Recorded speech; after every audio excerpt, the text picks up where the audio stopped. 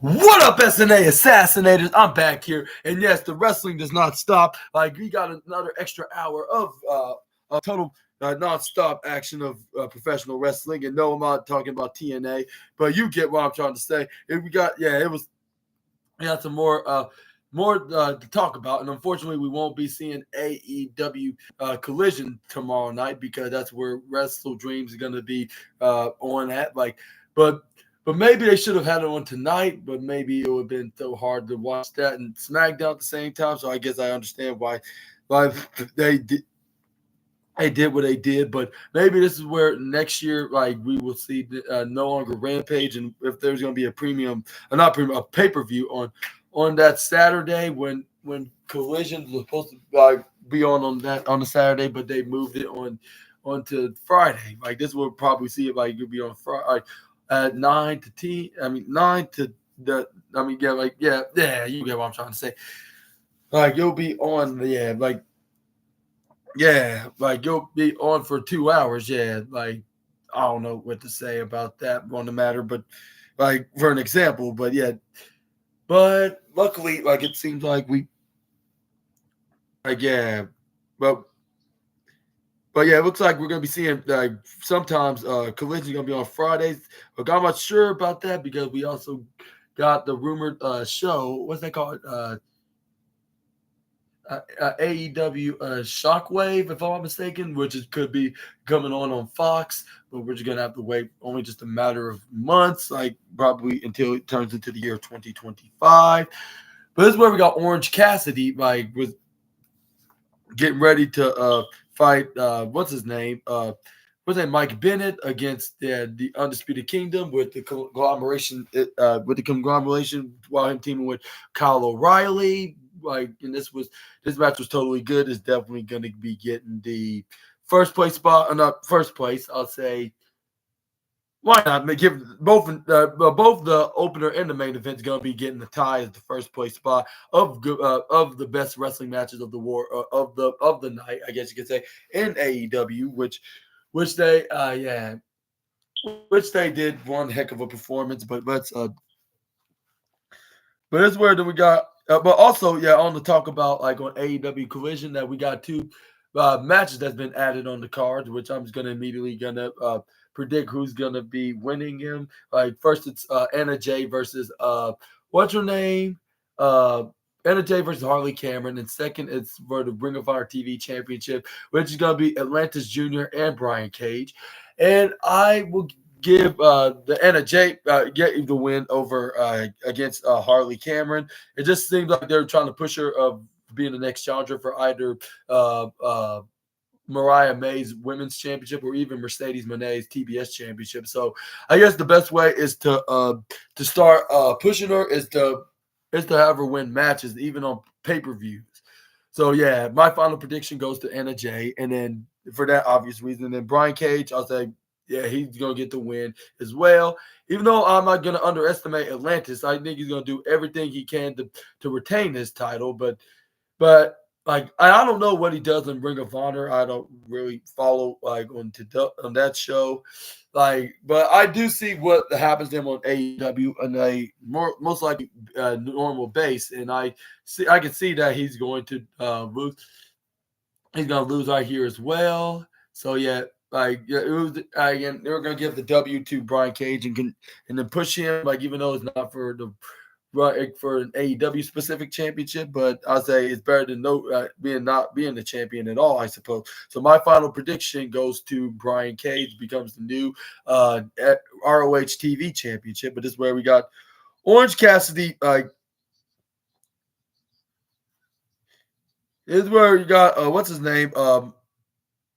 What's his name? It was Mike Bennett that was holding on to Orange Cat. This is where he hung for a while. This is where the referee's like, all right, 1, 2, 3, 4. This is where we got Mike Bennett's like, okay, like I'm gonna let you go. Like here, like I'm gonna line up the opportunity, like just like I'm gonna lay up the line and you cross it, and I'm gonna let you like step out of the boundaries and give me your best shot. Like don't disappoint me now. This is where the way they start fighting, and before like after the match, like they did show like Sunday could be potentially turning babyface, continue to plant those seeds. But it's just like the way they wrestle tonight. They also act like they're babyface, like they're just fellow baby faces to Orange Cassidy and Kyle O'Reilly, rather than being like arch nemesis, even though they were like that in the past. This is where Orange Cassidy, okay, like that's fine with me. This is where they start going back and forth with them headlocks and slams and snapmares until we got what's his name? Mike Bennett was standing on his two knees. Like, all right, like, give me your famous kicks. Like, this is where he was like, okay, like, you asked for it. This is where he started kicking. Fans start saying, whoa, whoa, whoa, like, in a light manner. This is where he ducks out of a clothesline. He goes for a shoulder block right onto Mike Bennett. Sent Bennett right into, sent him right to the bottom left side. Orange Cassidy was like, oh, okay, like I got him down right exactly where I want him to be. This where then he gets Irish whip like into the left side when he goes for a headlock. This is where he goes to slide duck. Either Matt Taven try to go for a clothesline. He ducks. This is where he then goes for like what's that called? What's that? A backslide, but it was too difficult. And beside like what's his name? Mike Bennett was coming in to try to attack him, but he gets booted right to the face. He used he used what's his name? Used Matt Taven's legs as a weapon and hit him right to the face with him. And along with his arms, is where Orange Cassidy did go for a wrist lock, with a body drop. This is where then Kyle Roberts, they tagged me in. This is where Orange Cassidy, okay, like we can, I'm gonna do that right now, like. And this is where then they did so by taking what's his name down, double teaming them by knocking them down, tripping them over. And this is where Orange Cassidy even hit that very funny like hands-free lazy dive right onto Matt Taven. This is where this is where we got Mike Bennett try to go for a kick right into the midsection on the Orange Cassidy. But this is where he tripped him over and then hit him with a swift kick, and this is where Orange Cassidy got him right up. This is where Orange Cassidy ran right forward and back, and then hit him with a drop kick. This is where we got Orange Cassidy did so. This is where they start going for a double hands, what's that called? High five. This is where we got Kyle O'Reilly started kneeing Matt Taven right in the midsection, right to the left and right. Kyle O'Reilly then go for a wrist lock into a bend. This is where then they're trying to go for like a Kimura lock kind of maneuver until he kicks him right to the side in the upper right side. Then Kyle O'Reilly forearm strikes him. This is where we got him going to the bottom left side. This is where he goes springboard lifting and then dodging. This is where then we got this is where we got Kyle O'Reilly leapfrogs. This is where we got Matt Taven to go for what's that baseball slide. He hits a drop kick after he was coming to the left side. This is where we got Matt Taven's like, like, if in case of y'all unaware, Matt Taven. That's where he said right in front of the camera. Tags in Mike Bennett. This is where he's put him right to the bottom left side. Hits some knife edge chops right into the chest of O'Reilly. Did some forearm strikes, which I believe Gunther was displeased, which I believe they got like the third and fourth place spot for hitting those knife edge chops. This is where he starts stomping on him right to the midsection. This is where the referee's like, 1, 2, 3, 4. And this is where then this is where what's his name? Orange Cassidy's like, I would stop if I was you, in the sarcastic manner. Well, he was like, oh no, I won't say sarcastic, more likely like, but him being the smart ass more likely. This is where we got Matt Taven and this is where then he starts stomping onto what's his name? Onto Kyle O'Reilly when he got tagged in by Mike. This is where we got Matt Taven hit a brainbuster. This is where he tried to go for a cover. This is where we got Kyle O'Reilly kicks out at 2.3. This is where he gets sent right to the bottom corner rope. Mike Bennett tags himself in gets tagged in. This is where they, both the Undisputed Kingdom boys then try to do a double Irish whip double team maneuver onto O'Reilly. He hangs onto the left ropes. This is where we got what's his name? Mike Bennett trying to close on him out there, but he got right to the face. Matt Taven was thinking the same thing, but he ends up getting pulled down from the ropes, and then he went right to the outside. This is where Mike Bennett, however, back up and managed to recover quickly and clotheslines Kyle O'Reilly. This is where then we got Orange Cassidy trying to go for a clothesline of his own, but this is where he went for a clothesline on his own after Mike Ben tried to go onto him. Is where he followed up and hit face first onto his head, right into the team of the turnbuckle. This is where we got. This is where then what's the name? Kyle Ryder's like, oh, you want to smoochy with Tina too, Matt? Yeah, like pucker up, handsome. And this is where then he hits him face first onto both the upper right corner side and the upper left side and the upper right side of the turnbuckle. Then he hits him with a hands-free crossbody, but since it was both of them and they were in conscious mode, so they both picked up the the freshly squeezed fruit, like, and right up in their arms and about to do a double fallaway slam. But this is where Kyle O'Reilly got Matt Taven, and then he kicks right in the midsection, go for a wrist lock facebuster maneuver. This is where he helped Orange Cassidy spin around like if he's lifting up like a panel, like a panel windmill, like to spin around, and then that's what exactly did, turn to a human pinwheel, and then hit a DDT in the process right on the mat on the Mike Bennett. This is where Orange Cassidy hit a suicide dive on the Matt Taven right onto the top corner side. This is where the Colorado then trips over Mike Bennett, started hitting his punches like if he was on WWE 2K, going back and forth. Like, he started hitting some right hands on forearm, and then they turned to the Juji Atami. This is where we got Mike Bennett somehow got out of it, but this is where Colorado was not giving up and needs to start hitting some strikes and going offense onto the Mike Bennett. This is where Mike Bennett then try to this is where we got but this is where Kyle O'Reilly came in and he countered out of him. This is where we got Orange Cassidy got the tag. He started making a comeback. This is where he tried to go for an orange punch, however, onto Mike Bennett. This is where he countered, hit a sit-out pile driver that stunned the freshly squeezed fruit right onto the head. This is where he gets hit with an atomic drop. This is where he gets a spinning elbow. He gets hit with a double A spine buster. This is where he tried to go for a cover, but Kyle O'Reilly did not get knocked down at 2.8. This is where then we got what's the name? Mike Bennett's like, okay, like if you want to play this game, like I'll play with him. This is where how about we do our double pile driver maneuver? It's where he's like, it's where we got what's the name?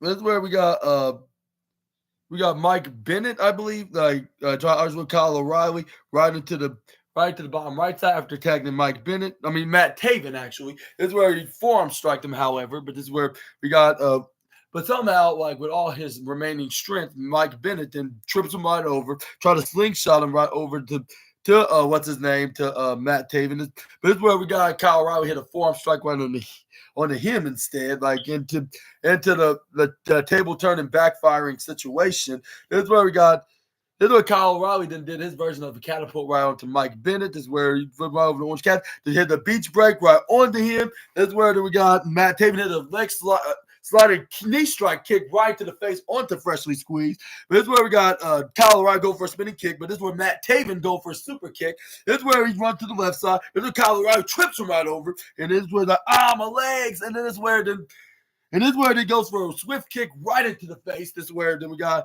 Kyle O'Reilly then going for the what they call the guillotine choke, while Orange Cassidy hits the maneuver that he'll never hit me with, which is the orange punch onto what's his name, to Matt Taven, which I believe that's probably the reason why he always loved wrestling on Fridays, because I do wear his favorite color and what fruit represents that color, like, and that is the orange.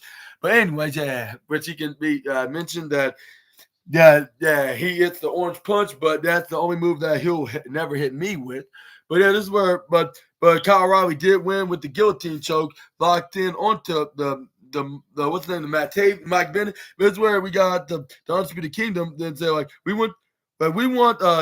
come in peace and we want to shake hands and we want to tell you how great you did. This is where they're like thanks, and they shook hands respectively. And yeah, like yeah. What are your thoughts onto this? And do you think that they're going to turn babyface, which they're kind of teasing it right here? And then also Roderick Strong being very disappointed with Beast Mortos joining Roosh and his brother Julistico. Like, I wouldn't put past that that's the case, and they're going to be in a future program with him down the line.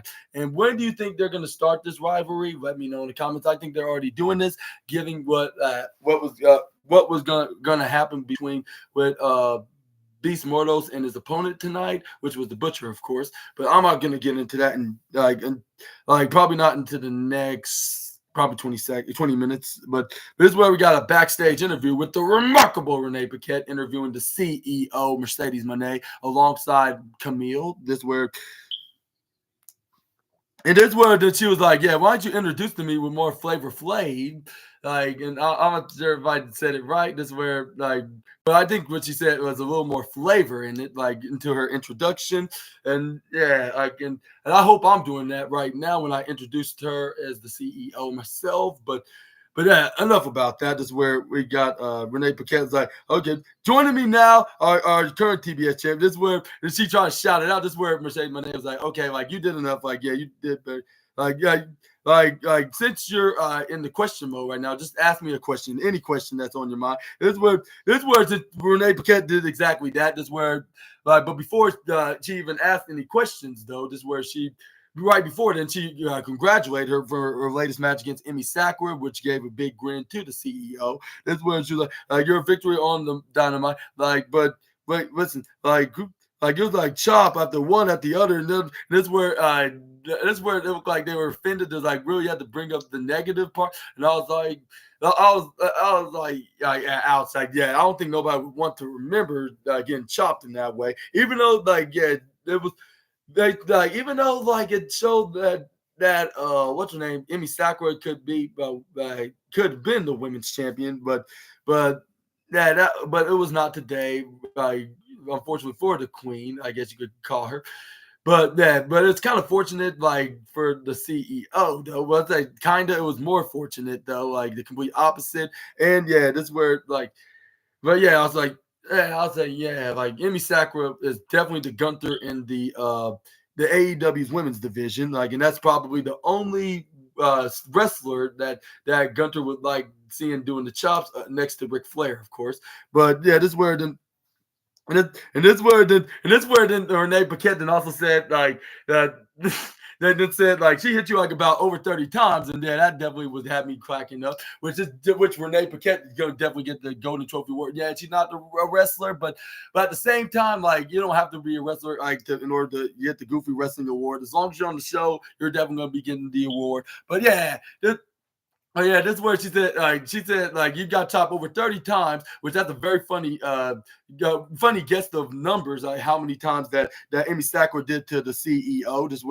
This is where we got Camille gave her the zip it mode, like the zip it motion, like saying like okay, like you like if the CEO don't like like what you're saying, like it's best for you to not to stop talking and come up with something positive to say. This is where the and it And this is where she was like, yeah, you know what? Like, I don't have time for this. I'm the CEO. It's like, and I'm gonna handle some business. I gotta go jump on the private jet, like something that you don't know nothing about, Renee. Like, with all due respect, like, you know, like, and she was but the only thing that you are gonna be doing, you're gonna be watching, very closely, because you know he's like, and you like, and yeah, Camille's gonna be here to keep some company to watch as well.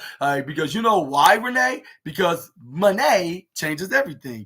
And then this where then she walked out of there because she got a private jet to jump onto, which I'm not sure where she's gonna be going. Probably she's going back home. I don't know.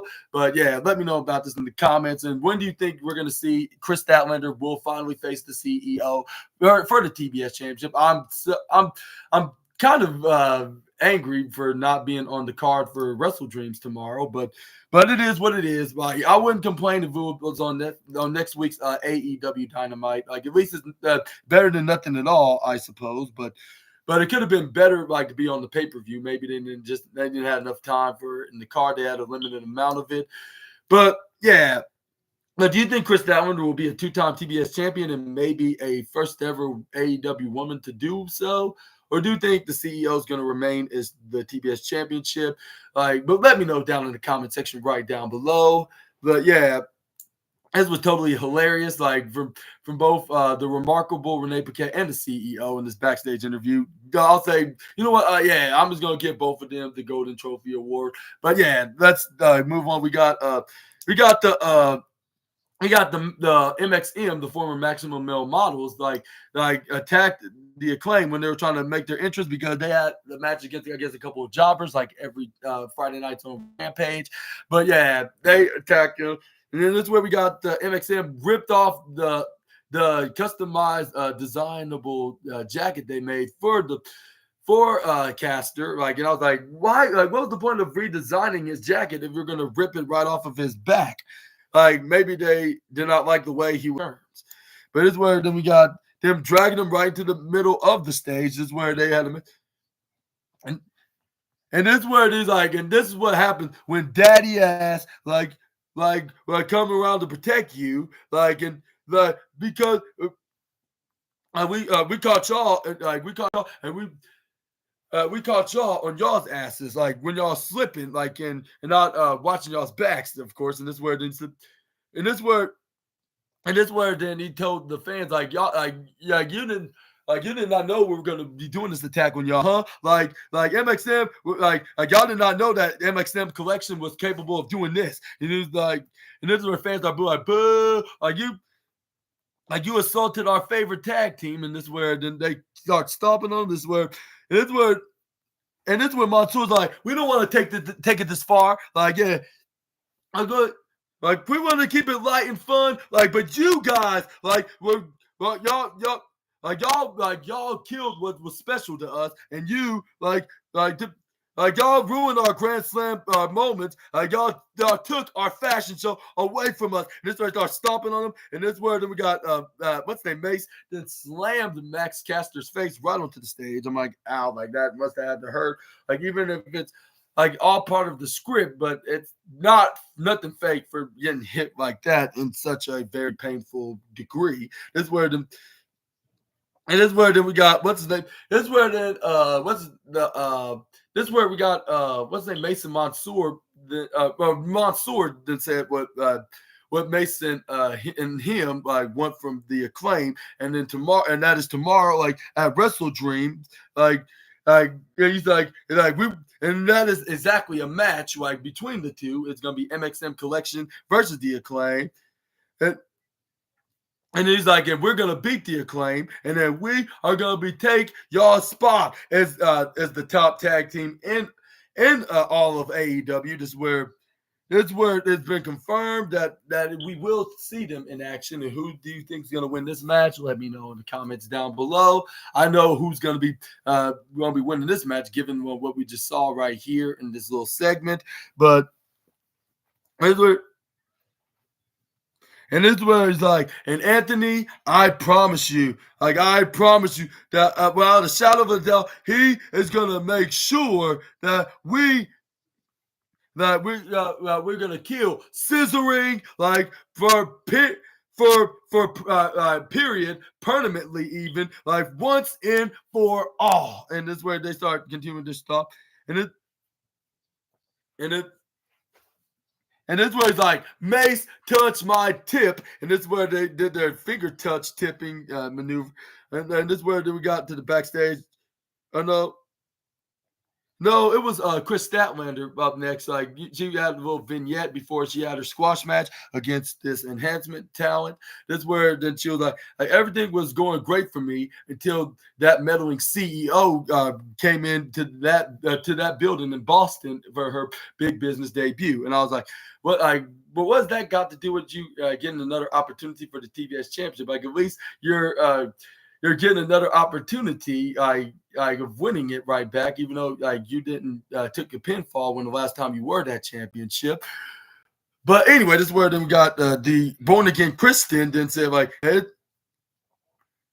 and this is where it's like and it all became turned into a best friend being upset like with her and then this was like, and I let Stokely got in my ear, like, and it got and led down like of a long path, like, and I know who it was, but I did what I needed to do, like, and he's like in the 5-year anniversary of Dynamite, like I was reminded who I was and how I got here in the first place, like, and I became I've been born again, Christian.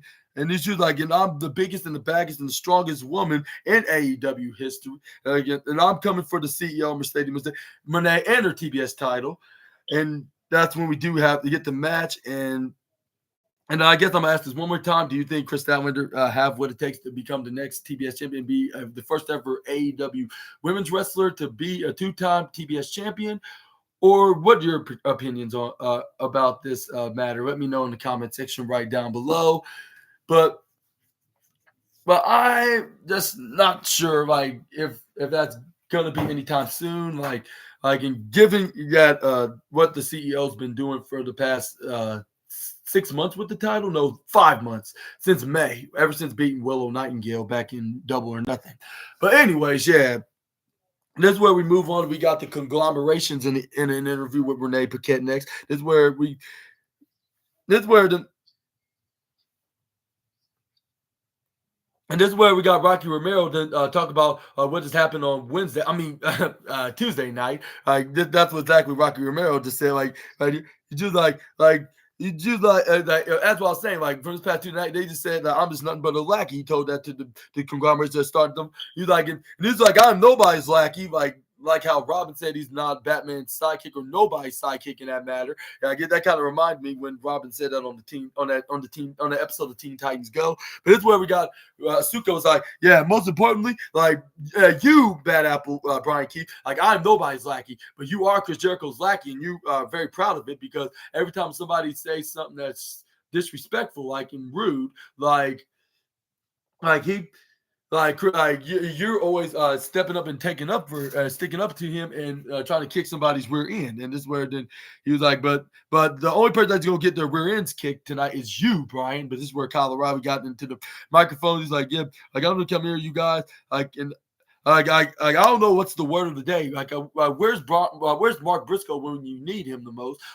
He knows what's the words of the day. He's more of a teacher than Chris Jericho is. I'm very confused right now. What's the word? This is where Asuka recommend. He's like, okay, the word of the day, the word of the day is just you guys just stay back here. And I'm just gonna handle business. I guess and I was saying I guess the word of the day is I'll say alone, I guess. Alone, for Asuka, and then it kind of teased, really kind of teased here that we could see Rocky Romero could eventually turn heel.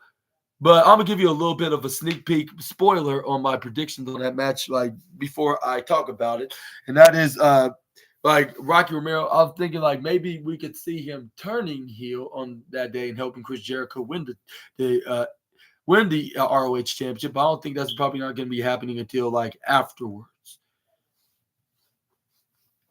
But yeah, this is where we got the Chris Statlander taking on this enhancement talent called Amira, and this is where then she immediately went right up at her, attacked her, and then kneed her in the midsection. Then going for a suplex. Then spinning around though for about, I'll say, 15 seconds, if I'm not mistaken. Yeah, straight. This is where she kicks right back up.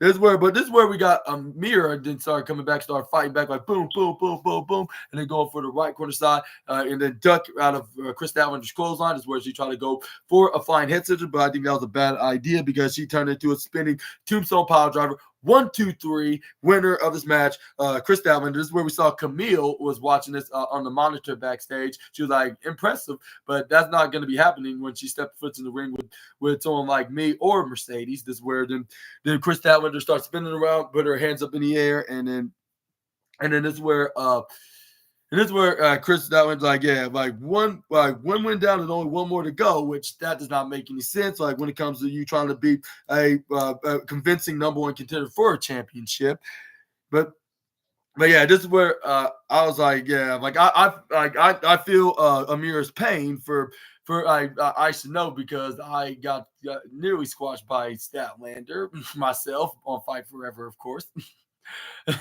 So that does not happen again. But yeah, this is where we got Statlander start waving hands in high five. This is where we got Renee Paquette in the backstage interview with Chris Jericho. This is where he was like, "Hey Renee," and "Hey guys," with her asking Chris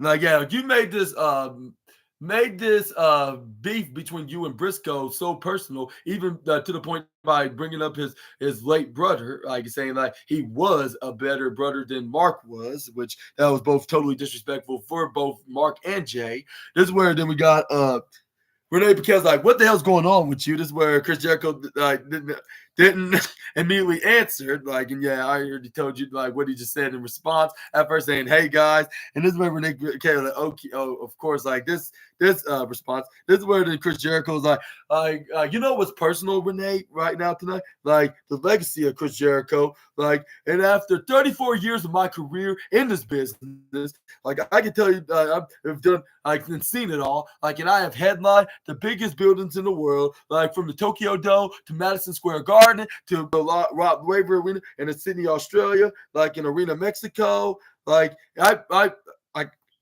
I headlined like so many matches like all around the world, and nobody like no generation like nobody had like the legacy that Chris Jericho has. And again, and now and it's the dawn of a new Chris Jericho. As you know, we keep reinventing myself, and being revolved. And I was the Ocho, but now it's time for the Evie Jericho. And as for you, Mark Briscoe, what the word of the day is into the learning tree is humble. Because that's what exactly I'm going to bring to you tomorrow night when I dethrone you for your Ring of Honor championship. And that's exactly what you need, is to be humble. And then I was like, I'm not sure that Mark Briscoe's the one that needs to be humble at this situation, but okay, it seemed like Chris Jericho knew what the word of the day is in AEW because he is the teacher of the learning tree. Maybe you should learn a lot from him, and that maybe you could be a successful wrestler, in your careers, to the young guys in AEW, I guess you could say. But this is where it is and this was and yeah, he gave a right. He's you've been given a lot of free rides lately, Mark, and you've been cutting a lot of corners. And the fans feel the same way. But I don't. I'm not buying into whatever you're selling. And this was but at Wrestle Dreams tomorrow, though, Mark Briscoe, I'm gonna be humbling you, Mark, and then. Again, it's just too bad. And even if I'm getting inside your head, that's what Chris Jericho does. And he's so tomorrow at Wrestle Dreams, I will indeed become the Ring of Honor World Heavyweight Champion for the second time, in Mark. In Ring of Honor, in just like your brother, as a two-time champion, but Mark, he yeah, let's not be personal, but I will see you tomorrow, and this way don't. And it's yeah, and the wave is coming. And this is where he thank everybody, including Renee, saying, thanks, guys.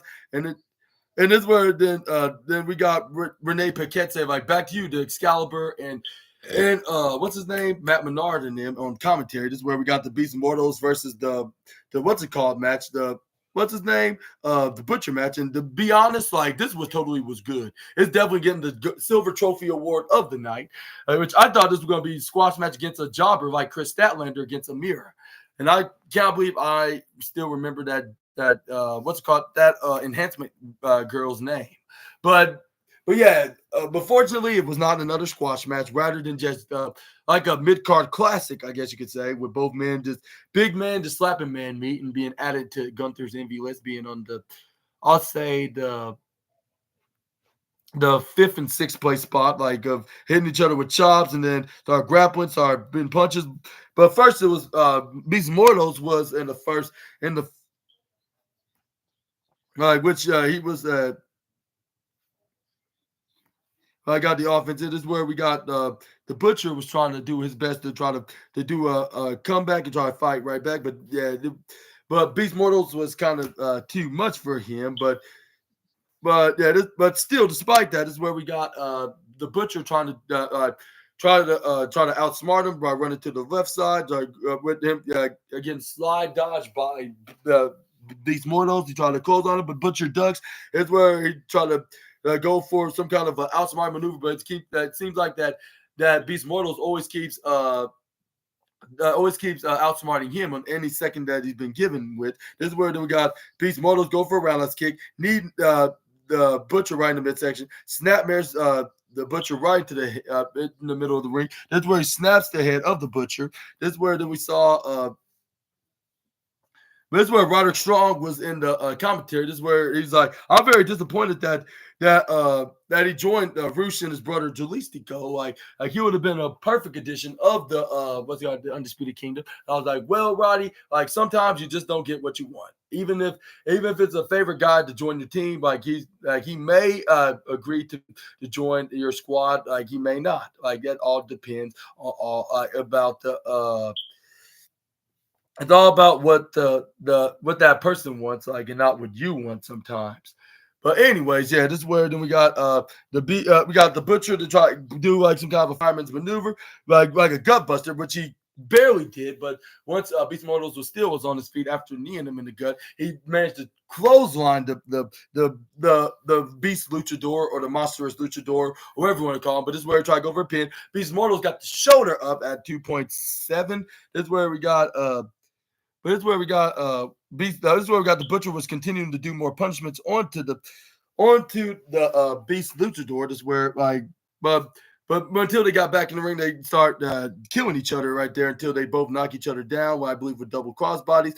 Butcher thought like he had him right where he wanted him, and he's going to get his first win in a while, like in months, if not years. This is where he tried to go for a German suplex. Like this is where, or like, but he turned into like a half Nelson backbreaker. This is where then he picks him up and hits him with a jackhammer, like if he's AEW's version of Goldberg. This is where he got. But this is where Beast Mortals got the shoulder up. This is where I was thinking, like, are they trying to take this provoking Gunther game to the next level, like from chops in a mockery manner to hitting the jackhammer to mock him of trying to haunt him for lying about him being a Goldberg fan? I guess so. But anyway, this is where we. But yeah, this is where it did not work though, like Goldberg's jackhammers would do, like which it only got a 2.8 count, which he was very disappointed that he's not like the Goldberg of AEW for successfully hitting the maneuver. But even if he does, I don't think he will be like the Goldberg in AEW. But yeah, I don't know what to say about that. But this is where we got Beast Mortals like somehow intercepts, hit a backbreaker onto Butcher. This is where then he hits him with this flying head attack to get the 1, 2, 3, and the winner of this match beats Mortos. And this is where we got what's her name? Harley Cameron was in a backstage interview next with Renee Paquette saying like, yeah, and she was like, I'm being so capacitated right now. And this is where then Renee Paquette's like, okay, can you get more details? And this is where she said again, like, I'm capacitated. Like, that's it. And this is where then Renee Paquette's like, oh, like, what? And this is where then Harley Cameron, like, to start come up with some other things to say that didn't even made any sense. This is where she was like, you know what else is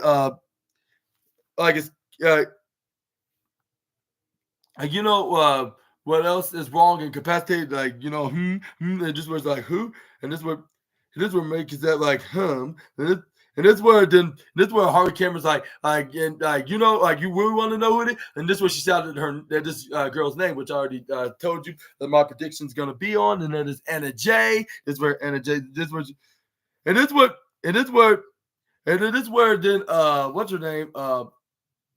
This is where Renee Paquette's like, what are you talking about? Like with her, like getting angry about her, like having something to do with the number one contenders match, like from like this past Wednesday. This is where Renee Paquette's like, why are you getting mad at her? She was not even involved in the match, let alone be in it. Like this is where then Howard Cameron's like, exactly. And then anything goes. Like you could have been at anything, like, but you didn't even show up, Anna. Like and she was like, and even though I had to take wood out of my ass, but where were you at? Like. And this is where she was like, and I don't know what you were doing. Maybe watching your Stardom tapes that you gotten that you just received from NJPW just for the entertainment, like to I'm not NJP from your Stardom tapes that you got from the all females Japanese promotion. And she was like, oh, that good for you, kudos. And this is where then she was like when. Like you think that you're too big just because you went to Japan, you think you're the megastar more than all of us, like combined is you're like. And she was like, and you're not even quite there. Like you think this, and like it's you might think this. Let me rephrase that. And she was like, and Soraya is totally pissed at you, Anna. And when Serena is pissed, like, I'm gonna kick your ass. And I was like, uh-oh, we got a female version of Brian Keith now, because whoever disrespects Soraya, like she's gonna be kicking their ass, like how Brian Keith does that for Chris Jericho. And also, what else I was about to say? Oh, yeah. And I don't think that's the reason why she's getting pissed. I heard what was the reason why that Soraya got pissed, because she pissed somebody else off, like about having better something about have a better something. Have something better than what that particular wrestler has, but that's a different conversation for a different day. I'm going to probably talk about that in the wrestling news tomorrow. But yeah, let me know down in the comment section right down below. But I think that that particular wrestler has a better thing than Soraya does. But let's move on and let's talk about the Murder Hawk Monster Lance Archer being in the squash match with this guy named Matt Brannigan. Yeah, Brannigan. And yeah, this was a squash match right here. Yeah, this guy thought he was all tough to Lance Archer. I was like, Matt Brannigan, like I know you're trying to make a name for yourself, but maybe you should set this one out and just run out of there. But it was too late because Lance Archer was slamming him around a bit. Then he hit him with this choke slam and this body drop. Then he managed to hit him with this murderous edge maneuver slam. Like, this is where he got the 1, 2, 3. Winner of this match, Lance Archer. And also he had a big stinging chop so hard that we probably heard it from what city they were located. I'll say they were in Washington State. So I'll say they hit it so hard to the point that we could have heard it anywhere in the northeast side, probably near New York or Boston or even Philadelphia or Pittsburgh, right over that side of that side of the area, I guess you could say, in the United States, of course. But yeah, he got the win. Don Callis kind of celebrated with him. But this is where we got another. But this is where we got Jake. This is where we got Jake Roberts. Then they showed Jake Roberts from this past Tuesday on Title Tuesday Dynamite, where he was saying like, it is where he's like, yeah, these friends will gladly do will give you a favor. This is where. And this is where then he revealed like, yeah, it is, and this is where they saw it's like, yeah, this talent exchange. That's where Jake Roberts confirmed that what that El Faction is indeed is the talent exchange that Don Callis was just talking about this past Tuesday on Dynamite. I did it again. Somebody better call Britney Spears. But anyway, this is where we got he's like, my friend, we have to do both for you. This is where what's his name? Rooster's like, and remember, victims or future victims, like, if you mess with the bull, you're gonna get the horns. And I was like, yeah, like I believe everybody should be heeding this warning. But yeah, anyways, moving on to the.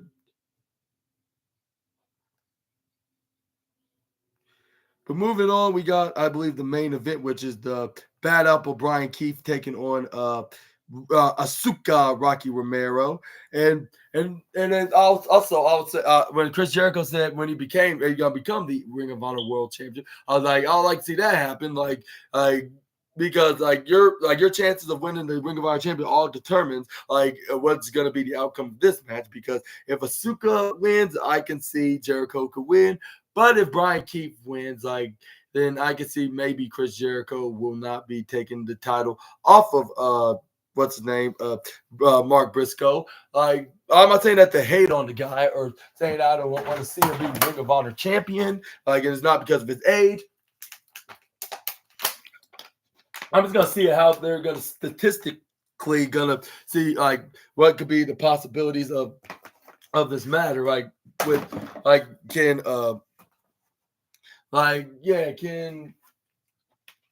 Mark Briscoe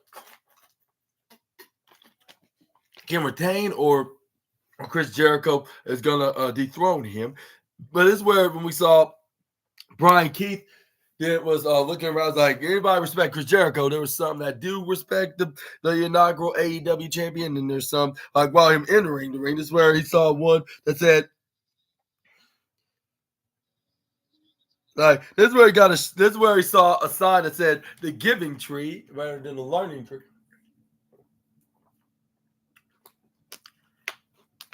But this is where Brian Keith not like that. And he thought it was a sign of disrespect to his teacher.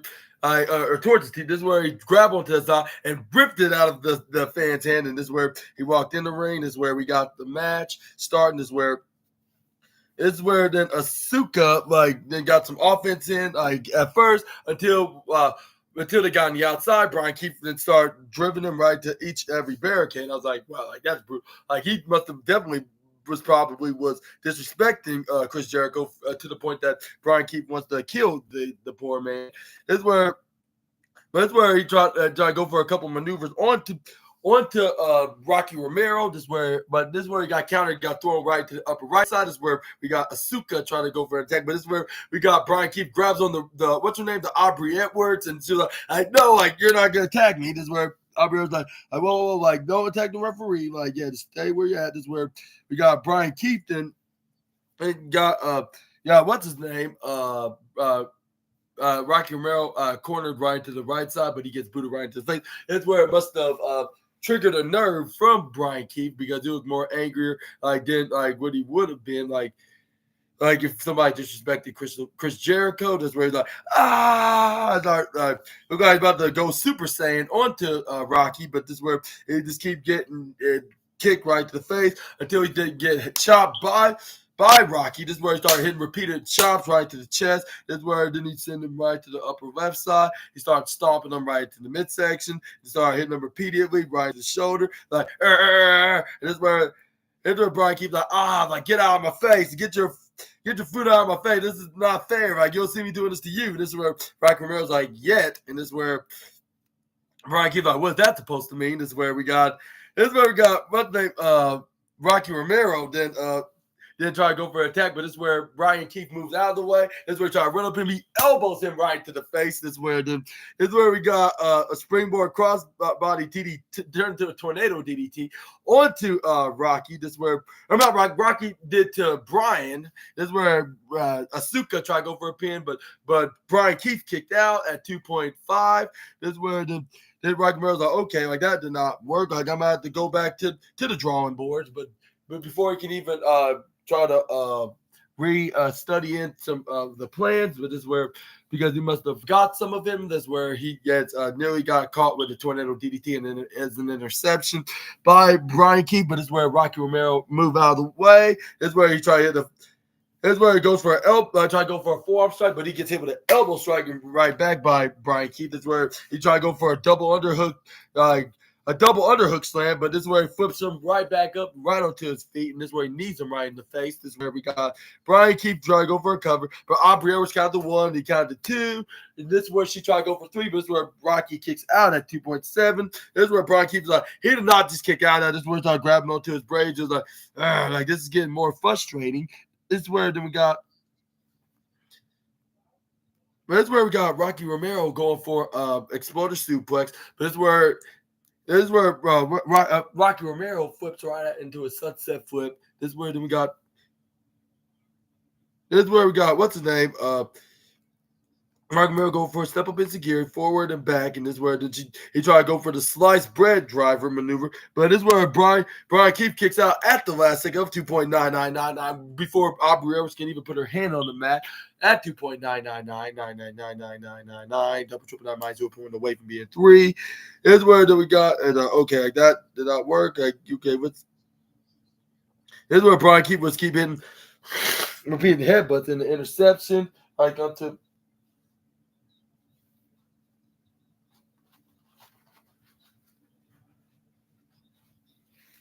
That's where we got Brian Keith trying to go for an avalanche suplex. This is where in Rocky Romero they go for a sliced bread, but an interception when trying to counter out of Brian Keith's suplex. This is where he successfully did so. But this is where he was double lucky, even though it was on the top rope. That still occurs of hitting the move for the second straight time. But this is where Brian Keith then run right into the ringside area. Rocky Romero go for the suicide dive. This is where then he managed to hit him with knocking him right onto the what they call it, the ramp. But this is where once he threw him right back in the ring, where Aubrey Edwards had her back turned. Guess who comes out right into the top corner side and lays out Rocky right in the face with a big boot. Yep, you guessed it. It was Big Bill. This is where then he throws him right back in the ring with what's that Brian Keefe in an insecurity kick. This is where then Brian Keefe followed that up with a dive and dust maneuver, which is his finishing maneuver. He gets the 1, 2, 3, and the winner of this match, Brian Keefe. And this is where it had me thinking, like maybe like Chris Jericho probably won't be winning, like given that he got the upper hand over Rocky Romero. But then again, maybe we could see him win with a little help of someone. But before they could do a post-match beatdown, luckily Orange Cassidy and Kyle O'Reilly was coming in for the aid of Kyle O'Reilly. Onto their friend is where Brian Keefe and both Brian Keefe and Big Bill was like, too slow, boys. And this is where then Robbie Rose tried to respectfully raise the hand of Brian Keefe. This is where Brian Keefe like, get your hands off me, woman. I'd rather raise my own damn hands. And then this is where he's like, and besides, too damn late. You should have did it when we were in the ring. It didn't even matter Orange Cassidy was coming out. Like, you should have not waited till the last minute for that, Aubrey. Like, I bet not catch you touching me like that ever again. Especially grabbing onto my hand, raising it at the last second. If you want to do it, do it to me to impress me. Do it when it's time to do it, like when I was in the ring. Or something like that, like, okay, and this is where Aubrey was like, okay, like, whatever, and this is where she'd walk out there, like, completely ignoring him for the rest. This is where they fist bumped, okay, we made our statement known, now it's time for Chris Jericho to do the rest, and that's how AEW Rampage ended, like, with Brian Keefe and Big Bill were mocking the fans, which I started dying with laughter. And I guess they get the honorable mention Goofy Wrestling Award, But yeah, that's how AEW Rampage ended. Like, and I want to ask you, what was your opinions about it? Please give it to me in the comments about the show on this Go Home show before the Wrestle Dreams pay-per-view. And now it's time for me to give out my prediction on who's exactly going to be winning and losing this. It's going to be winning and losing on my predictions segment, I guess, after the review show. And it's going to start off with Katsuyori Shibata, the wrestler, taking on the scapegoat that loved crying people rivers, Jack Perry, for the TNT Championship. And this is going to be an easy one right here. As much as I'd like to see somebody dethrone Jack Perry right now, like with somebody that's deserving, such as like Katsuyori Shibata, it's just that AEW does not see him as an immediate potential champion just yet. So I'm just going to have to give it to Jack Perry right here, but I can see him doing one hell of a performance. He can even be close to one of his spots, like whether if he's going to hit a signature or finishing maneuver, but yet to only get denied by Jack Perry at the final second of 2.999. And then this is where we can see Katsuyori Shibata could be in a disadvantaged moment and for Jack Perry to use for his advantage. And then this is where he could even hit him with that running knee, his version of the psycho knee of Bryan Danielson. He get 1, 2, 3. And my final prediction, Jack Perry retains his TNT Championship. And then moving on, we got the Will Ospreay match, which is for his international championship, where the aerial assassin will face the one and only Ricochet and the Alpha Konosuke Takeshita in a three-way match. And I would think that we could see a new champion, right? Well, not exactly. It's where we could see like some kind of a angle, like where it involves Kyle Fletcher, where Konosuke Takeshita could nearly win, like with Ricochet and Will Ospreay going at it, but this is where Konosuke Takeshita can come in and step in and think you will have it won by either having Will Ospreay or Ricochet. Maybe it'll probably be, I'll say maybe it could be Will Ospreay with Don Callis trying to make Don Callis will make what's his name Kyle Fletcher like stab Will Ospreay in the head with the screwdriver and we could see like this can happen, like we could see like interference can happen because there's no rule against that, because the triple threat match, and normally triple threat matches are like from the last 15 years is going to be no DQ. And I could see that happening right here at this point, and we could see them interfering. This is where we could see what's his name have a change of heart, Kyle Fletcher, because he don't want to attack his best friend and his United Empire teammate. And he it's kind of the reason why he got to AEW in the first place. And you remember, like, in all the stuff, like, he most or half of them are all thanks to the Aerial Assassin, including his wins over the likes of the IWGP and the New Japan Strong Tag Team Championships as well.